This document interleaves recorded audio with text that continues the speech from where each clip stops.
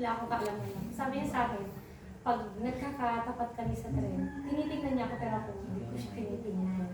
So yung parang siya, matagal niya namin kilala, pero siya walang kaalam lang, nakilala niya lang ako. Ayun. Tapos, nagkakilala kami ba yung common friend. High school friend, tapos siya yung friend niya din ng college. Nagkaroon lang sila ng favor, kasi nasa Manila sila noon. Yung high school friend, nagpapasama sa isang office, siya may alam din. Ang agreement,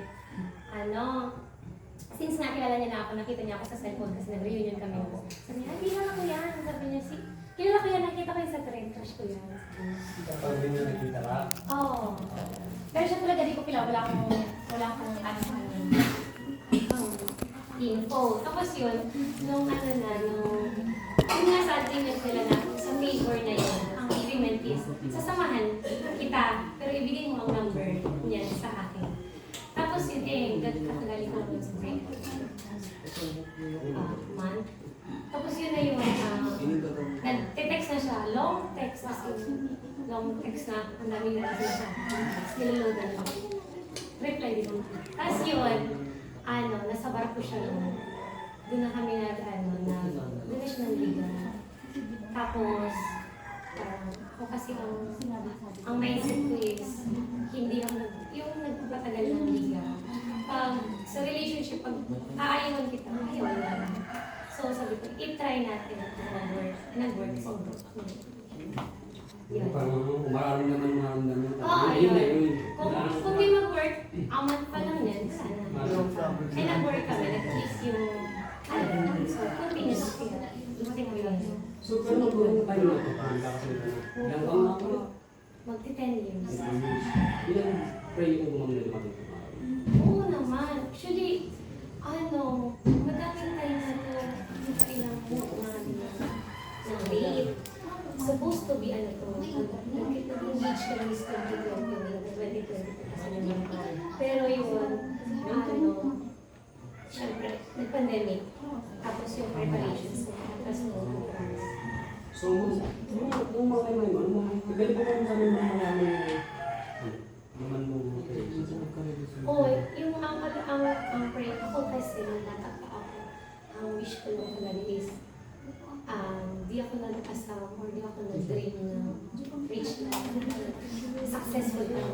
Gusto ko lang happy family. Kaya ang prayer ko lang is, laking lola ko.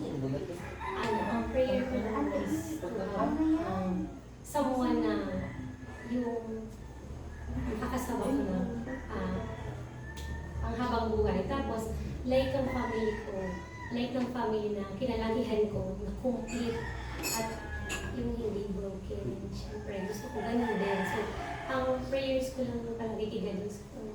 Kami talaga ito. Kung ito na po talaga yung guy, make it work. Kung hindi man give me a sign, pero yun nga, yung struggles, nasusurpass namin. So, ito na talaga. Yun.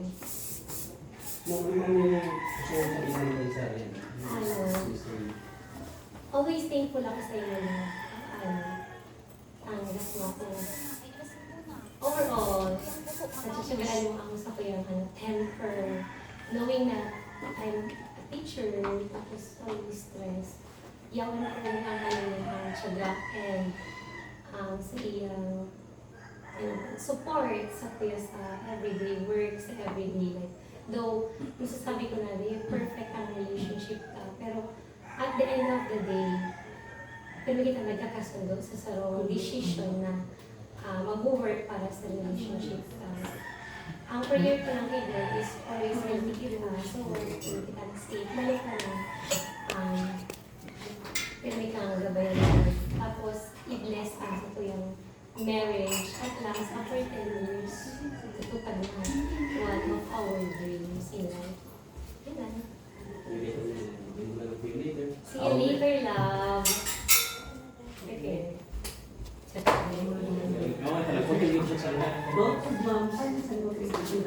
Yung interest na please, tapos yung pang-connect kami, bigla namatay. Ang ganda ng setup mo. Connect pa